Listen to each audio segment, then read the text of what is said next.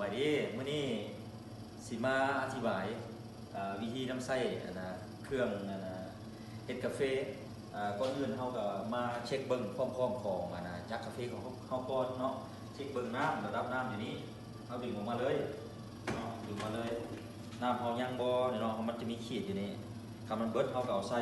เนาะน้ำดื่มเฮาเกี่ยวไว้ถ้ามันเบิดคือว่าซับนี้เฮาเติมได้เนาะ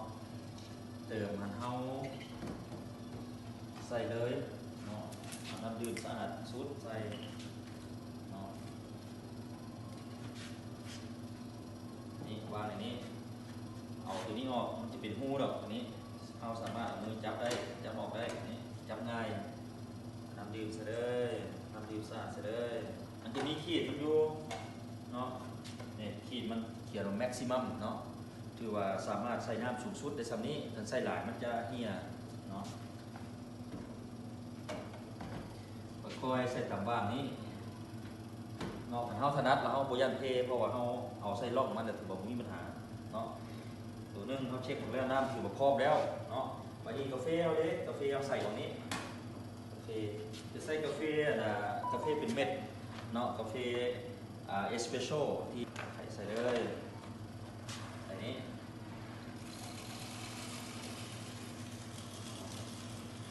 ใส่โอเคกาแฟพร้อมอันนี้พร้อมแล้วเอามาเช็คบนข้างในแบบนี้ข้างในว่าขี้กาแฟมันเต็มบ่เนาะเอาตัวนี้ออกมานี้แล้วก็ดึงออกมาเลยเนาะมันเช็คเบิ้งออกมาเนาะนี่เป็นกล้องใส่ขี้กาแฟเวลากับขี้กาแฟมันเต็มแล้วอยู่นี่เนาะแต่นี้มาเช็คเบิ้งว่ามันเต็มบ่อันตัวนี้พื้นที่ตัวนี้มันเปื้อนเขาก็เอาไปอนามัยไปล้างเนาะ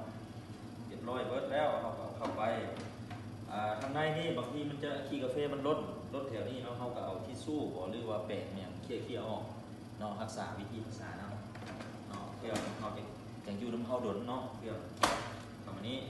นี่บางคนบ่เคยใช้หรือว่าบ่เคยเฮ็ดตัวนี้ยันเพเนาะเพราะว่าบ่ฮู้จังหวะมันเนาะแล้วก็เอาตัวนี้มานี้วันนี้เฮามาเบิ่งเรื่องปุ่มต่างๆอยู่ทางหน้าด้านหน้าเนาะ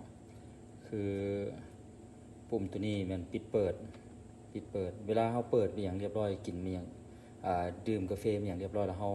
ฮาบ่กดอีกก็ได้เพราะว่ามันจะมอดออโต้เลยตัวนี้เนาะและปุ่มตัวนี้เปิดเลยเนาะเปิดจากเปิดเรียบร้อยแล้ว น้ำขี้กาแฟมันจะไหลลงจอก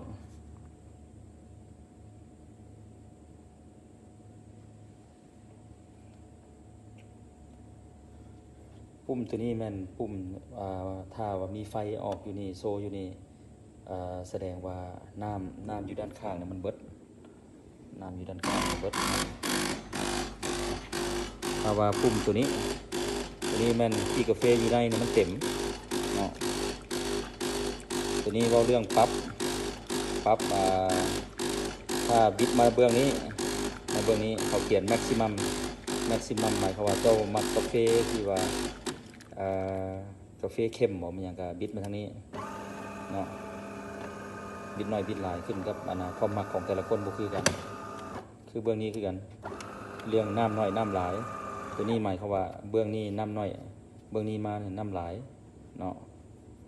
แล้วถ้าว่าผู้ใดมักเข้มแน่ตื่มอีกหรือว่ามักกินน้อยเนาะหรือว่าอยากกินน้อยก็ถือว่าใส่ตัวจอกเดียว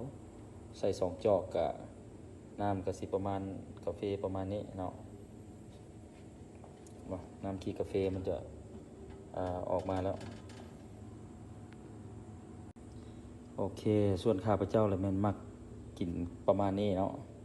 เรื่องปรับตัวนี้และเอามาปรับตัว2นี้บีบครับเจ้ามักกินหลาย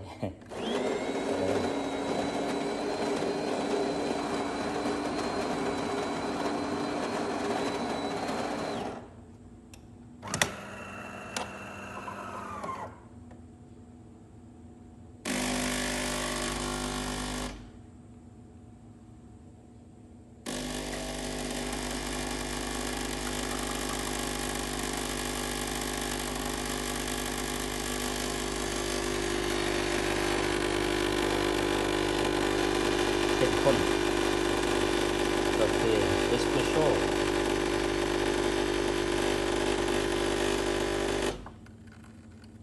เนาะก็สิประมาณนี้แต่ละคนมักบ่คือกันมักเข้มมักจางเนาะเป็นปรับตัวนี้2ปุ่มนี้ตัวนี้มันปรับกาแฟตัวนี้มันปรับระดับน้ำใส่หลายสำใดเนาะตัวนี้บอล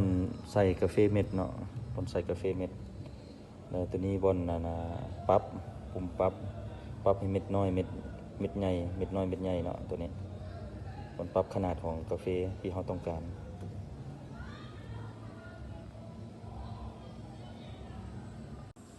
เรามาดื่มกาแฟที่ว่าเราชงเอง แซ่บๆเด้อที่ว่าเป็นกาแฟสดเนาะบ่ได้ใส่น้ำตาลข้าพเจ้ามักสดๆเลย